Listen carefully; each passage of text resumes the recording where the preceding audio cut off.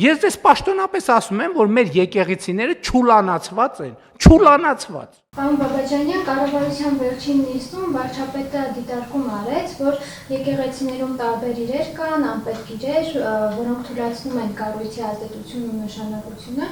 Այդ ամենից հետո մեծ աղմուկ է բարձրացել քաղաքական ու հոգևոր իշխանությունների միջև, կարող ենք ասել, որ փոխհրաձգություն է հասկացվել։ Հոգևորականները մեղադրում են երկրի ղեկավարին եկեղեցուն հարվածելու համար, իշխանությունն բացատրում է առանձին հոգևորականների ոչ ընդունելի վարքագծի վերաբերյալ հարցեր, օրինակ խոսվում է մաֆիոզական հակումների ու կուսակցության ուխտը խախտելու մասին։ Դուք սրան ո՞նց եք վերաբերվում, ինչպես եք մեկնաբանում այս ամեն ինչը, որ կատարվում է։ Ճիշտ ասած,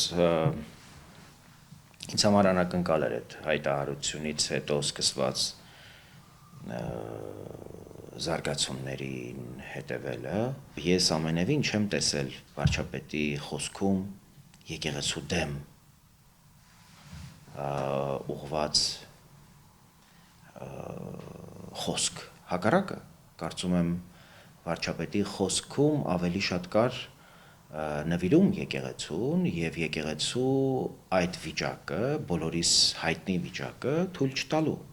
Ես նախորդին օրինակ եկեղեցիներից մեկն էի այցելել եւ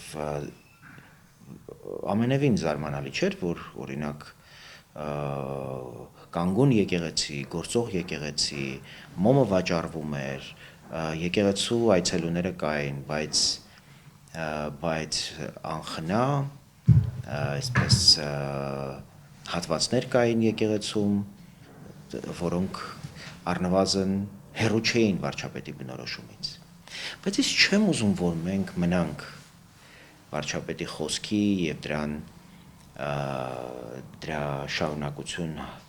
դարձած այս ձեր բնորոշման փոխհրաձգության շրջանակում, որովհետև դրա արմատները շատ ավելի հին են եւ շատ ավելի հեռուն գնացող։ Դեռ 2022 թվականին առաջին անգամ Ռոբերտ Քոչարյանն էր, որ հիպոթետիկորեն գոնե չբացառեց, որ եկեղեցականը կարող է լինել նաև Հայաստանի վարչապետ։ Եվ մենք որևէ հերքում, որևէ բացառում եկեղեցուց չլսեցինք։ Դրան հակառակը հաջորդեցին շատ քաղաքական հավակնություններ։ Եվ այն ինչ որ մենք դրանից հետո տեսել ենք 2024 թվականին հատկապես եկեղեցու ակտիվ ներգրավվածություն մեր երկրի ներքին քաղաքական կյանքում դրա ուղիղ արտահայտությունն ու դրա ուղիղ շարունակությունն է եւ մենք սրա վրա է որ պիտի կանգ առնենք եւ մենք որպես քաղաքական վերնախավ եւ նաեւ եկեղեցին պիտի այս սրանից կարծում եմ սկսի եւ եկեղեցին պիտի մնա եկեղեցի եւ իշխանությունը պետությունը պիտի մնա իշխանություն առանց մեկը մյուսի գործերի մեջ ներգրավվելու, ներքաշվելու եւ այն խնդիրները, որոնք բարձրացվել են, իրավամբ գուցե շատ լեգիտիմ հիմքեր ունեն վարչապետի նկատառումները, դիտարկումները, բայց չեմ կարծում, որ դա իշխանությունների մտահոգության առարկան պիտի լինեն։ Որպես պարզ հավատացյալ խնդրեմ։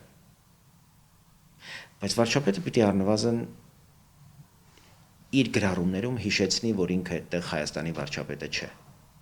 Պիտի հիշեցնի, որ ինքը այստեղ հանդես է գալիս որպես շարքային հավատացյալ, ով մտահոգ է եկեղեցու օրինակ նվիրապետական կարգի այս կամ այն վիճակի վերաբերյալ կամ կուսակրոնության ուխտը դրժող եկեղեցականների ներկայության վերաբերյալ։ Հայաստանի իշխանության ձգտումը մեր եկեղեցու ընտրություններում եւ եկեղեցու նվիրապետության մեջ դերակատարություն ունենալու շատ լեգիտիմ եւ բնական է եւ ես փոխանակ դրան սվիններով հակադրվելու եկեղեցուն կառաջարկեի որ ինքը նախաձեռներ այդպիսի քննարկում պետության եւ իշխանության հետ դիտարկելու թե ինչպես կարող է Հայաստանի գործող իշխանությունը եւ առհասարակ որևէ իշխանություն Հայաստանի իշխանություն կարող է ավելի շատ ներգրավված լինել եկեղեցու ընտրության հարցերում, եկեղեցու հարցերում, ընթացիկ հարցերում, որովհետև եկեղեցին եւ պետությունը լինելով անջատ սահմանադրությամբ շարունակում են եւ պետք է համագործակցաբար ընթանան, որտեղ հազար ու մի հարցեր կան, որոնք այս կամ այն կերպ եկեղեցու անմիջապես տաճարին է առնչվում, բայց օրինակ ճանապարհը, որը տանում է դեպի այդ տաճար, պետությունը համարում է իր պարտականությունը, որ այդ ճանապարհը ինքը կառուցի։ Դուք նշում եք, որ եկեղեցին ընտրեց այդ ճանապարհը, բայց ինչու ընտրեց այդ քաղաքական ճամբարի ճանապարհը, հա, ու պարբերաբար տեսնում ենք, որ միջամտում են քաղաքական հարցերին։ Այս դեպքում առավել ազնիվ չէր լինի, գուցե որ ինչ-որ կուսակցություն ստեղծեին, հա, այդպես փորձեին մասնակցել, քան որպես եկեղեցական, որպես հոգևորական նման հայտարարություններ անել։ Եկեղեցին ինքը արդեն կուսակցություն է իր որպես ինստիտուտ։ Եկեղեցուն չի կարող բացի Քրիստոսի դրոշից այլ դրոշ բարձրանալ։ Որևէ քաղաքական կուսակցության դրոշ չի կարող եկեղեցում ծածանվել բացի Քրիստոսի դրոշից։ Եվ դա է իմաստը, ինքը բոլորից բարձր է եւ բոլորից վեհ։ Եվ բոլոր քաղաքական ուժերն էլ ճանաչել են եկեղեցու անքննելիությունը եւ բարձր գտնվելը բոլոր քաղաքական եւ մասնավոր շահերից եւ ենթարկվել են դրան։ Հետևաբար այստեղ կարծում եմ, որ ոչ թե պետք է առհասարակ քննարկել կուսակցություն հիմնելու հեռանկարը, այլ ինչու՞ չէ, եկեղեցին ինքը եւ եկեղեցականները կարող են որևէ կերպ նաև ակտիվություն հանդես բերել տարբեր քաղաքական ուժերի խողովակներով եւ օրինակ մասնակցել խորհրդարանական ընտրություններում եւ գալ խորհրդարան եւ խորհրդարանում օրինակ իրենց օրակարգը առաջ մղել։ Օրինակ հարցեր բարձրացնել, որոնք վերաբերում են եկեղեցուն, եկեղեցու խնդիրներին, եթե դրանք այսօր օրինակ պատշաճ մակարդակով չեն բարձրացվում, բայց իրենք մտել են մի տարածք, որը իրենցը չէ։ Այդ տարածքը դա քաղաքական տարածք է, այդ մարդիկ եթե ունեն քաղաքականությամբ զբաղվելու ցանկություն, առնվազն պիտի ունենան համարձակություն իրենց վեղարը եւ իրենց շուրջառը դնել մի կողմ, իրենց կարգից հրաժարվել, եկեղեցական կարգից հրաժարվել եւ մտնել քաղաքականություն։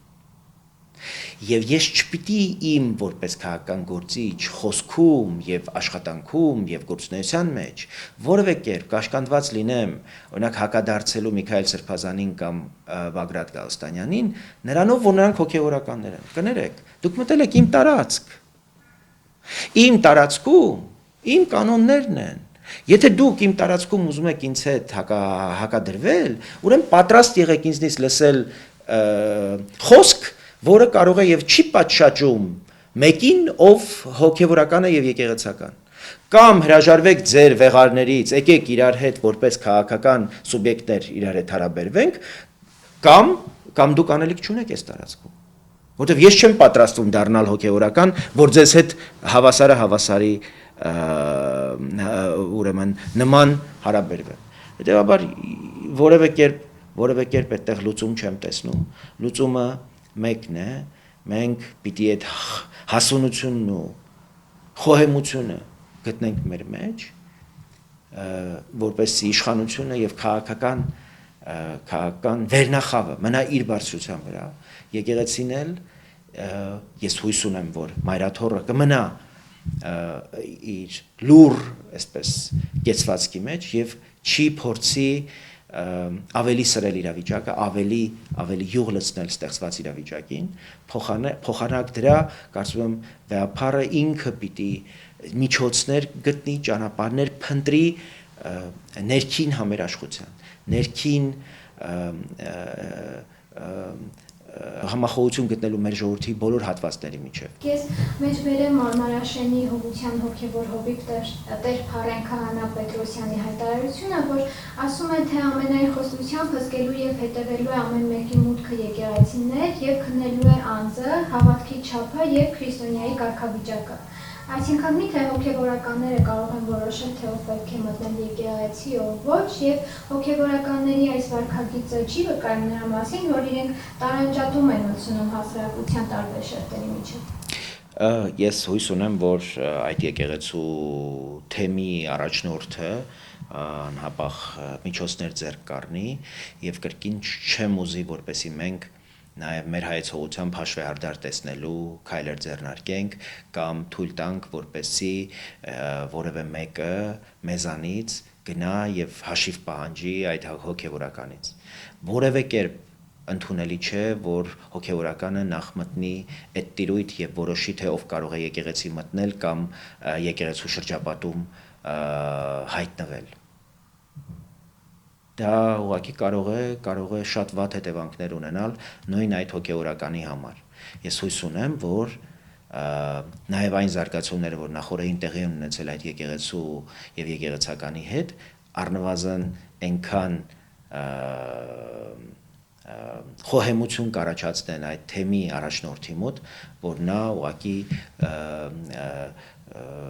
կամ թույլ չի տա, որպեսի այդ հոգեվորականը այլևս շարունակի իր ծառայությունը կոնկրետ այդ եկեղեցում կամ այլ միջոցներ ձեռք կառնվեն, որոնք մեր ժողովրդի համար կլինեն հասկանալի եւ ընկալելի։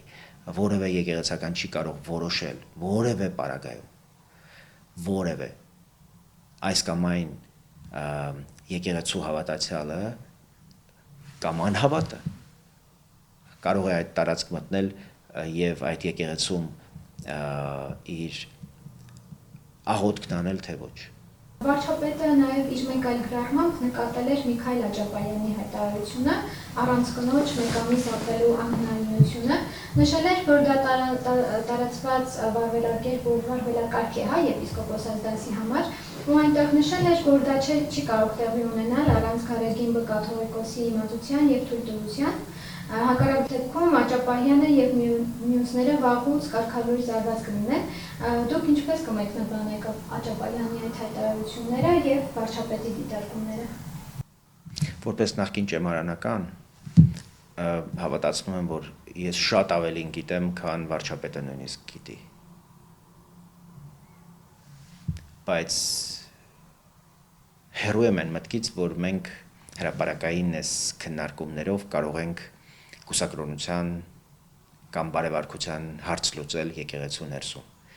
Անձնապես ես ճանաչում եմ եպիսկոպոսներ, հոգևորականներ, որոնք այս գրառումներից հետո իրենք հիմա լրջագույն մտածումների մեջ են։ Ընդհուպ միջև կարգը թողնելու, որովհետև գիտեն, թե իրենք ինչպես են ծառայում եկեղեցու։ Եվ ես ուրախ եմ, որ այդպիսի հոգևորականներ կան։ Եվ ես վստահ եմ, որ կան հոգևորականներ, ովքեր պատրաստ են լուրջ քննարկման եւ պատրաստ են այդ քննարկումների արդյունքում սկիզբ դնել եկեղեցում լրջագույն փոփոխությունների, լրջագույն բարեփոխումների, որոնք հիմնավորապես կփոխեն այս իրավիճակը եւ թույլ չեն տա, որպեսզի այս որակի քննարկում շարունակվի։ Ես տեսա նաև խոսակցություն, թե պետք է հրաժարվել առասարակ կուսակրոնությունից եւ այլն։ Ես դեմ եմ, որ կուսակրոնությունից հրաժարվի եկեղեցին, առավել եւս, որովհետեւ հաղթահարված չեն այն պատճառները, որոնք առասարակ կուսակրոնություն են ներմուծել մեր եկեղեցուց ներս։ Եթե գիտեք, կուսակրոնությունը մեծապես առաջ է եկել բյուզանդական ազդեցությունից, այն պահին է հարցը դրվել, երբ իշխանությունը տեսել է, որ եկեղեցականները եկեղեցու համար ստացված նվիրատվությունները ժառանգում են իրենց զավակներին։ Եվ եկեղեցու ունեցվածքը մնում էր եպիսկոպոսի կամ հոգևորականի ուրեմն ունեցվածք էր դառնում։ Եվ օրվա քաղաքական իշխանությունը այդ որոշումը կայացրեց եւ կուսակրոնությունը հաստատվեց եւ կուսակրոն հոգևորականությունը դարձավ եկեղեցու գլուխ, այլևս նրան զրկելով սեփականացնելու եկեղեցու անունով ստացված նվիրատվությունները։ Այս կարծում եմ քննարկման առարկա է։ Եթե սա հաղթահարված չի, կարծում եմ նաև հաղթահարված չի հարցը, թե արդյոք մենք կարող ենք կուսակրոն հոգևորականությունից հրաժարվել, թե ոչ։ Երկրորդ, Ի վերջո, եթե մարդը պատրաստ չի զոհաբերության, իսկ կուսակրոնությունը հենց զոհաբերությունն է, ինչու պետք է ես ագնացեմ այդ անձից։ Ինքը ինձ համար հավասար մեկն է դառնում։ Մի ամուսնացյալ ես եմ, մի ամուսնացյալ էլ ինքն է։ Եվ իր զոհաբերությունն է, որ ինձ հատուկ վերաբերմունքի է պատրաստում, երբ եկեղեցականն է իմ դիմաց կանգնում։ Այլապես ինքով է, կարծում եմ, որ այն հոգևորականները, ում նկատմամբ կա շատ որոշակի նաև տեղեկություններ, իսկ ես գիտեմ, որ վարչապետի ունեցած տեղեկությունները ստույգ են, որ նրանք կարգը չեն պահում կամ կուսակրոնության հետ կապված խնդիրներ ունեն։ Առնվազն պիտի իմանան, որ իրենց հետ դիմահար այդ խոսակցությունը նաև այդ պատճառով է, որ իրենց ուխտը պատշաճ մակարդակով եւ պատշաճ ձևով չեն պահում։ Եվ եթե դուք ձեր ուխտը չեք պահում, ուրեմն նաև արժանի չեք, որպեսզի աշխարհիկ որևէ մեկը ձեզ հետ խոսի որպես հոգևորական, որտեղ ձեր որպես հոգևորական կշիռը, հարգանքը նախ ձեր զոհողությունից է գալիս։ Եթե դուք պատրաստ չեք զոհաբերվել, ուրեմն պատրաստ եղեք նաև ընդունել այնպիսի խոսք, ինչպիսին որ հիմա ուրեմն ձեր նկատմամբ դրսևորվում է։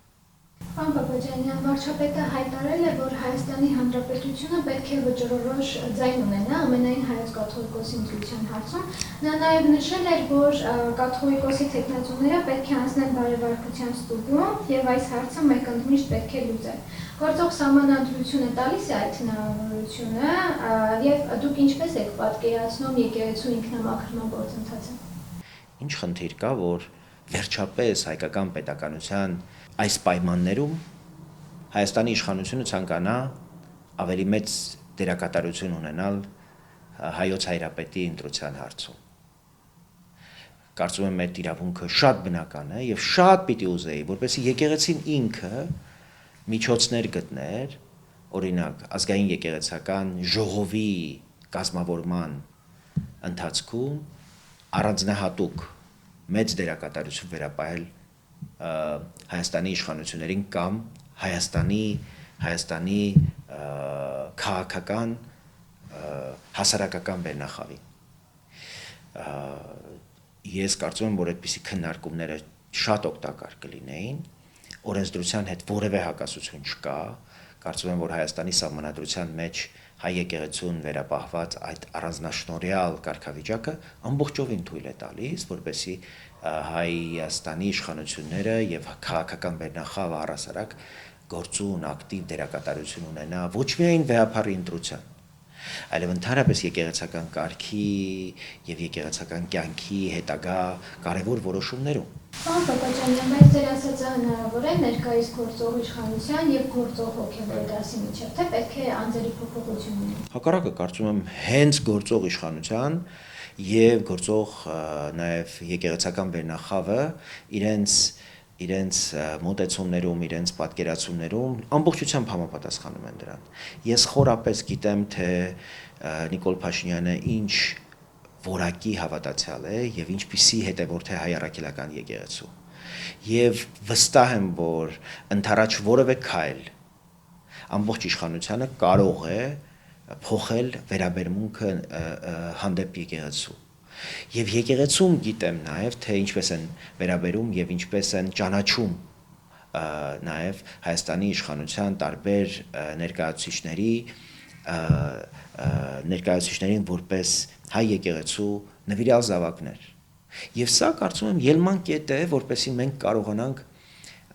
կարողանանք առաջ շարժվել։ Այսինքն, պարոն Բաբաջանյան, մենք կտեսնենք լուրջ փոփոխություններ եկեղեցում, թե այս քննարկումները ինչ-որ մի պահին ուղղակի կավարտվեն։ Կարծում եմ, որ մինչև 2026 թվական ընտրություններ այս քննարկումները կշարունակվեն,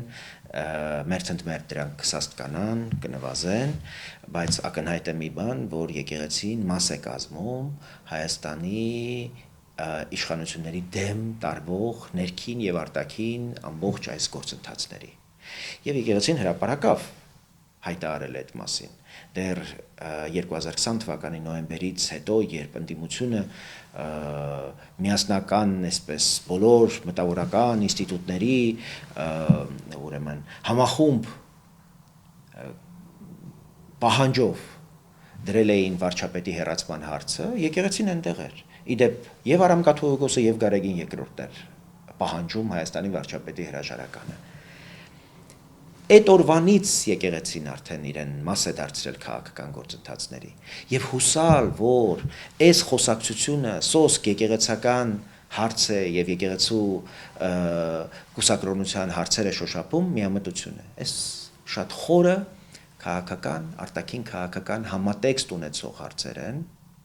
որոնք վերաբերում են Ռուսաստանի ունեցած ազդեցությանը եւ մեր եկեղեցու որպես այդ ազդեցության գործիքներից մեկի։ Եվ պատահական չի, որ Գարեգին Բեհապարի եղբայրն է Ռուսաստանի առաջնորդը, ես կարծում եմ, որ այդտեղ եւս դերակատարություն ունի այդ հարցը եւ Եզրաս Սրբազանի Մոսկվայի առաջնորդը լինելու հանգամանքը մեծապես վնասում է հայ եկեղեցու որպես անկախ հոգևոր հայության հոգևոր կենտրոն ընկալվելու իրողության հետ։ Սրանից պիտի ազատվենք, սրանից պիտի սկսենք եւ հույս ունեմ, որ եկեղեցում ավելի շատ կգտնվեն այն հոգևորականները, որոնք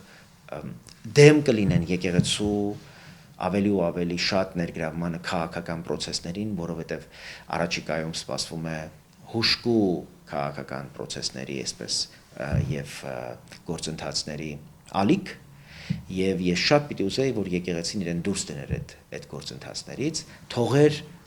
ընտրության հարցը բացառապես քաղաքական գործիչներին, քաղաքական վենախավին։